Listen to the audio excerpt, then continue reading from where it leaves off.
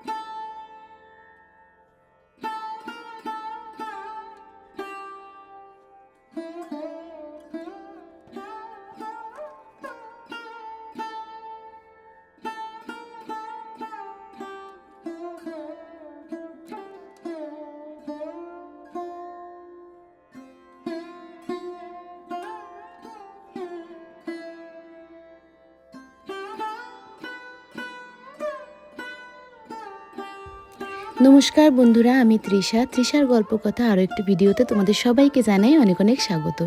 তোমরা সবাই কেমন আছো? আশা করছি অনেক ভালো আছো, আর আমিও ভালো আছি। আজকে হচ্ছে এপ্রিলের 11 তারিখ, আর আজকে হচ্ছে শনিবার। এখন বাজে প্রায় বেলা 10:30টার মতন হবে।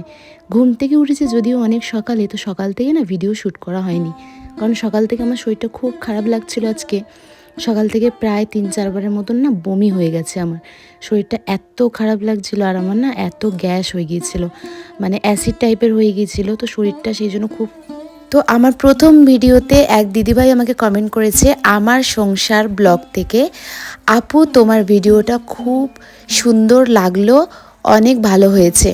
অনেক অনেক ধন্যবাদ দিদিভাই। এই যে প্রথম তুমি আমার ভিডিও দেখে কমেন্ট করলে, আমার কিন্তু খুব খুব খুব ভালো লাগলো। অনেক অনেক ধন্যবাদ তোমাকে, এইভাবেই আমার পাশে থেকো।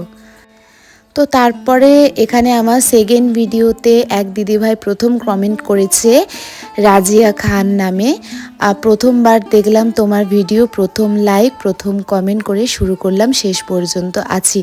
একদম দিদিভাই, এইভাবেই আমার পাশে থেকো। তোমাদের পাশে থাকাটা আমার কিন্তু খুবই দরকার, আর এইভাবে প্রত্যেক দিন আমাকে একটা একটা করে সুন্দর সুন্দর কমেন্ট করো, যাতে আমি তোমাদের কমেন্টগুলো রোজ রোজ এইভাবে পড়তে পারি। তো চলো, আর দ্বিতীয় ভিডিওতে আমার সেকেন্ড কমেন্ট করেছে শম্পা লাইফস্টাইল চ্যানেল থেকে এক দিদিভাই। আজ প্রথম তোমার ভিডিও দেখলাম, খুব ভালো লাগলো। তোমার মেয়ে তো খুব গুণী, কি সুন্দর একা একা রেয়াজ করছিল। তোমার ঘরদোরগুলো খুব সুন্দর গুছানো, দারুণ লাগলো। নতুন মেম্বার হলাম তোমার বাড়ির, আশা রাখি পাশে পাবো তোমাকে। অনেক অনেক ধন্যবাদ দিদিভাই তোমাকেও, যে আমাকে এত সুন্দর একটা কমেন্ট করার জন্য। আসলেই গো, আমার মেয়ে কিন্তু খুব গুণী, আমার সব কথা শোনে।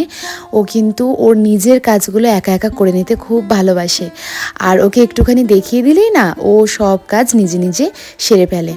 আর ঘরদোর গুছিয়ে রাখার যে কথা বললে না, সত্যি কথা বলতে ঘরদোর গুছিয়ে রাখার চেষ্টা করি, কিন্তু ওই যে আমার একটা গুণী মেয়ে আছে, তো সেই জন্য কিন্তু খুব একটা গুছিয়ে রাখতে পারি না। তো আশা করব তুমি এইভাবেই আমার পাশে থাকবে সব সময়। তো অনেক অনেক ধন্যবাদ তোমাকে। তো এই যে কমেন্টগুলো পড়তে পড়তে কিন্তু আমার এদিকে রান্নাবান্না কমপ্লিট হয়ে গেল। না, খাওয়া দাওয়া না। তাহলে আজকে রান্নাটা কে করলো? কেমন হয়েছে খেতে? খুব সুন্দর হয়েছে। খুব সুন্দর হয়েছে, তাই তো? তো এই যে ভেতর দিয়ে আলু দেখা যাচ্ছে সুন্দর করে। আমরা এখন এগ রোল বানিয়ে নিয়েছি, এখন খাচ্ছি। আর টাইমটা দেখে নাও, এখন 8টা বেজে গেছে, 8টা 15। তো দেখি বিলিশন আমার কাছে এখন কেন এসছে, কি হয়েছে, কি সমস্যা তোমার? ডক্টর, এই পেশেন্টটাকে ঠিক করে দাও। এই কি অবস্থা! এ পেশেন্ট তো ঠিক হবে না, এ তো মারা গেছে। না না, এ তো দুটো ঠ্যাং খুলে আলাদা হয়ে গেছে। কি করে করলি শোনা এরকম? এরকম খেতে খেতে হয়ে গিয়েছে। তো চলো দেখি এটাকে আমি এখন ঠিক করতে পারি কিনা। দুটো ট্যাঙ্ক বের করে দিয়েছি। ফাইনালি আমি ওর পুতুলকে সুস্থ করতে পেরেছি। এই যে সুন্দর হাত পা নড়ছে সবকিছু, কিন্তু আর করিস না, তাহলে কিন্তু ও মরে যাবে এবারে, মরে আর যা, বাঁচবে না। মরে যা। আবার এসছে দেখো আমার কাছে, কেন এসছো বলো? আমি একটা জিনিস আনিয়েছি। কই দেখি। এগুলো কি? এগুলো তো হ্যাঁ, দাঁতে দেয়ার তো এগুলো কি? কি রং বানিয়েছিলে? বানিয়েছি। ও, এগুলো তোমার পুতুলের রং পেন্সিল? হ্যাঁ। বাহ, এমন বড় বড়, ওদের খুব ছোট ছোট। সুন্দর হয়েছে। না, এটা কেন কালার দিয়ে বানিয়েছি, আর এই দুটো পেন্সিল কালার দিয়ে। আচ্ছা, খুব সুন্দর হয়েছে, খুব ভালো। এটা এই কালারটা না দেওয়ালেও কালার করা যায়। আচ্ছা আচ্ছা কালার করে মুছে দেবো। আচ্ছা আচ্ছা। আর জানো তো, আমার মেয়ে যেহেতু বাইরে কোথাও দুষ্টুমি করতে বেরোয় না বা খেলতে বেরোয় না, ও কিন্তু সারাটাক্ষণ আমার সাথে জড়িয়ে থাকে। সব বস্যটাও কিন্তু আমার সাথে শেয়ার করে, বলতে গেলে আমি ওর একমাত্র বান্ধবী। তো তারপরে এই যে বিলিসোনার পাপা আসতে, আমি আর বিলিসোনা দুইজন মিলে বেরিয়ে পড়েছিলাম জন্মদিনে কি দেব, তো সেই রকমই কিছু একটা গিফট কিনতে। যেহেতু যার জন্মদিনে সে কিন্তু আমার বিলিসোনার মতনই ছোট।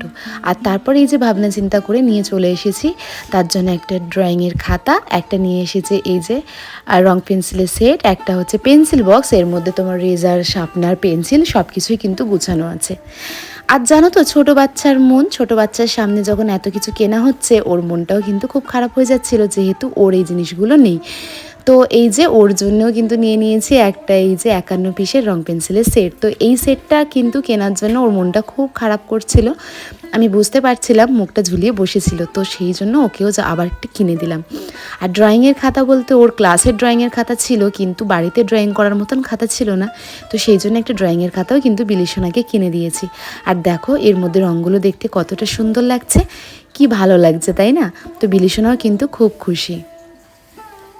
তো গুড ইভিনিং বন্ধুরা, এই যে দেখতে পাচ্ছ এই পুচকিটারই আজকে জন্মদিন, তো ওদেরকে সাজিয়ে দিয়েছি আমি।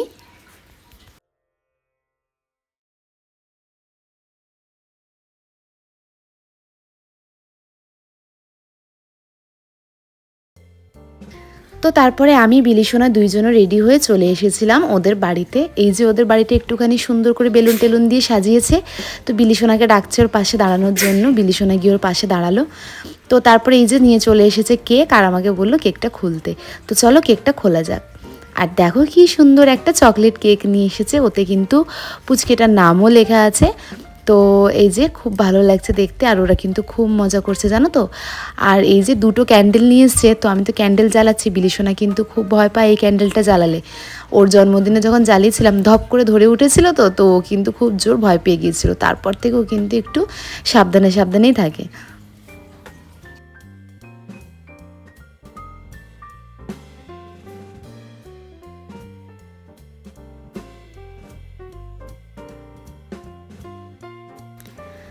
তো এই যে এখন এটা বাস্ট করলো, আর আমি এই যে কেকটার ওপরে না ওড়না দিয়ে রেখেছিলাম যাতে কেকটা ময়লা না হয়ে যায়।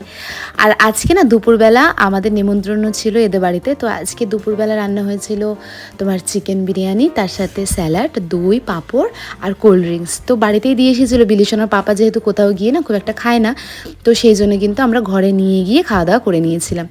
আর এই যে এই সন্ধ্যেবেলা এখন কেক কাটিং ছিল, তো এই বেলাতে আমি তো রেডি হয়ে নিয়েছি, এখন এখান থেকে বেরোবো হচ্ছে একটু মেছেদাতে, কারণ মেছেদায় আসছে মিষ্টি, আর মিষ্টি আজকে একটা ফোন কিনবে, আর ও ফোন কিনুক আর যা কিছু কিনুক আমি ছাড়া ওর কোনো কিছু একদমই চলে না। তো এই বেলাতে কি রান্না করব একদম ভেবে পাচ্ছিলাম না। তারপর ঘর থেকে বেরোনোর সময় দেখি আমার বড় ননদের সাথে দেখা হলো, উনি আবার আমাকে বলল যে ওই বেলা তো বিরিয়ানি খাওয়া হয়েছিল, তো এই বেলা একটুখানি ডিম সেদ্ধ, আলু সেদ্ধ আর ভাত রান্না করছি কচি, তোদের জন্য কি করব। তো আমি আবার মানে কি বলে যেচে আসা অন্ন আমি ফিরিয়ে দিলাম না, আমি বললাম যে হ্যাঁ তুমি করে নাও। আর সত্যি কথা বলতে আমার তো আসতে রাত হতো, তো সেই জন্য কিন্তু বড় ননদের মানে দায়িত্বতে দিয়ে দিয়েছি রাতের রান্নাবান্নার দায়িত্ব। তো দিয়ে আর এই যে আমি চলে এসেছি এখন একটুখানি জন্মদিনে একটুখানি এখানে আনন্দ করব। তো এই যে দেখো এখানে কিন্তু কি সুন্দর নাচ করছে, তো আমার কিন্তু দেখে ছোটোবেলার কথা মনে পড়ে যাচ্ছিলো, তোমরা একটুখানি দেখে নাও।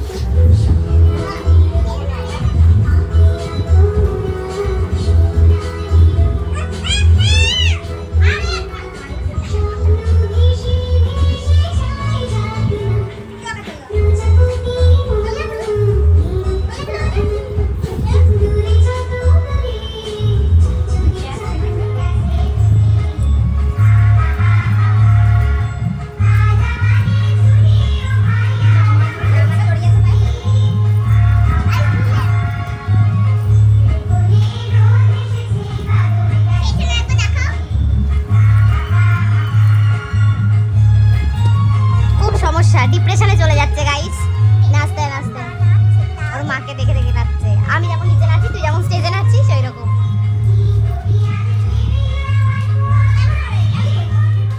আর তারপর এই যে ওর একটা ছোট্ট পিসিমণি ওকে একটা গিফট দিয়েছিল, তো সেটাই আনবক্সিং করছে ও এখন। আসলে ছোট বাচ্চাদের কাছে সব গিফটই কিন্তু সমান, সে সোনাদানাই হোক আর একটা খেলনাই হোক আর যা কিছুই হোক, ওরা কিন্তু এখনও বোঝে না, ওদের কাছে গিফটটা কিন্তু খুবই মজাদার। তো দেখো কি সুন্দর লাইট জ্বলছে না, আমার কিন্তু দেখতে বেশ ভালো লেগেছে, জিনিসটা খুব পছন্দ হয়েছে। আর তারপর এই যে চলে এসেছি বাড়িতে, এই যে লাইট জোন থেকে নিয়েছে হচ্ছে মিষ্টি মোবাইল।